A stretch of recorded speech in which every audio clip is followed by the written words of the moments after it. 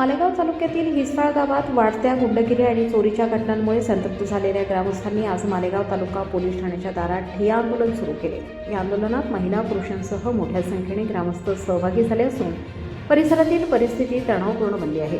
माहितीनुसार हिसफाळ परिसरात काही स्थानिक गावगुंडांकडून दहशत माजवली जात असल्याचा आरोप ग्रामस्थांनी केला आहे। शेतकऱ्यांच्या मोटारी आणि वीज पायरी चोरणाऱ्या टोळक्यांना रोखण्यासाठी पुढे सरसावलेल्या ग्रामस्थांवर उलट दबाव आणला जात असल्याची तक्रार आहे। यामध्ये काही पोलिसांचा वरदहस्त असल्याचा गंभीर आरोपही आंदोलकांनी केला आहे। ग्रामस्थांच्या म्हणण्यानुसार बाहेरगावातील गुंडांना आणून स्थानिक नागरिकांना दमदाटी केली जात आहे। विशेषतः महिलांना आणि सामान्य नागरिकांना सतत त्रास सहन करावा लागत असल्याने संताप वाढला आहे। या सर्व प्रकारांबाबत पोलिसांकडे वारंवार तक्रारी करूनही कोणतीही ठोस कारवाई होत नसल्याने अखेर ग्रामस्थांनी आंदोलनाचा मार्ग अवलंबलाय।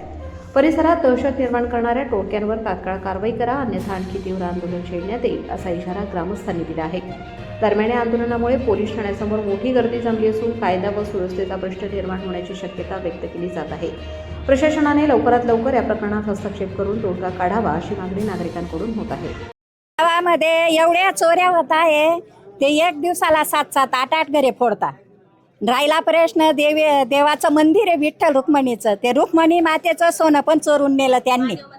महादेवा मंदिरामध्ये सुद्धा दानपेटी चोरून नेली आणि प्रत्येक घरात म्हणजे काहीच्या काही चोरता। आम्ही काही सुरक्षित नाही आहे, याच्यावर काही ना काही कारवाई करायला पाहिजे ना। आम्ही याच्यासाठी आलो, आम्हाला सुरक्षितता नाही। चोऱ्या होता आमच्या घरामध्ये, मंदिरांमध्ये चोऱ्या होता, शेतामध्ये वायरी चोरून घेऊन जाता, शेतांमध्ये वायरी चोरता, पाईपलाईन फोडून घेऊन जाते। आता गरीब शेतकरी कुठून पैसे आणतील घडी घडी वायरी घ्यायला? त्याला शेतकरी लोक गरीब व्याजाचे पैसे काढून काही ना काही करतं। शेतकरी बिजवाई घेईल का वायरी घेईल? आता देव बघावं असं करतो, कधी येतो ते कधी येत नाही। खूपच चोऱ्या करतात आणि गावातलेच चोर आहेत, बाहेर गावाचे कस काय येतील? गावातल्या चोरांना माहिती राहतं ना कोणाच्या घरी काय आहे, कोणाच्या घरी काय आहे। ते बरोबर घर फोडतात रात्रीचे येऊन 3-4 वाजता। वायरी चोरून जातात धरणातल्या, मग काय करायचं?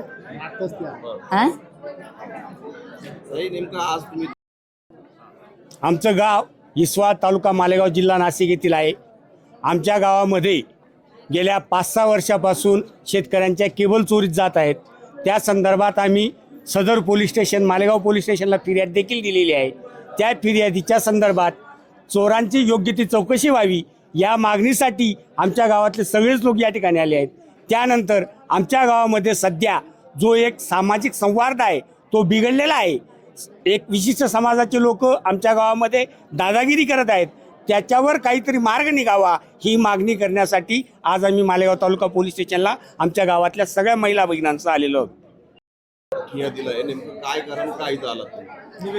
आम्ही हे निवेदन द्यायला आलेलो आहोत। आम्ही हिसफाळचे रहिवासी आहोत, सगळे महिला पुरुष सगळे, की आम्ही गावामध्ये राहून सुरक्षित नाही आहोत। आम्हाला वारंवार धमक्या आणि लेडीज महिला कुठे बाहेर गेल्या तर त्यांना असं म्हणजे आडवं तिळवं बोललं जातं।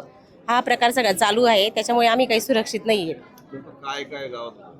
आता गावात चोऱ्या झाल्या, छोट्या मोठ्या चोऱ्या। मग गावात आता कोणी बाहेर गावी गेलेलं राहिलं की हे कोणाला कळणार आहे? गावातल्या लोकांशिवाय त्यांना माहिती असतं कोणी गावी गेलंय, कोण घरी आहे, कोणाच्या घरात काय आहे, नाही किती व्यक्ती आहेत काय। तर त्याच्या ह्या पद्धतीने मासच ना, मग आता कोणाचं हे नाही सांगू शकत आपण नाव वगैरे, पण मग हाय दहशत चालू की आमचं हेच आम्हाला काहीतरी ह्या गोष्टीवर न्याय मिळावा, असं की आम्ही सुरक्षित राहावं बुवा असं।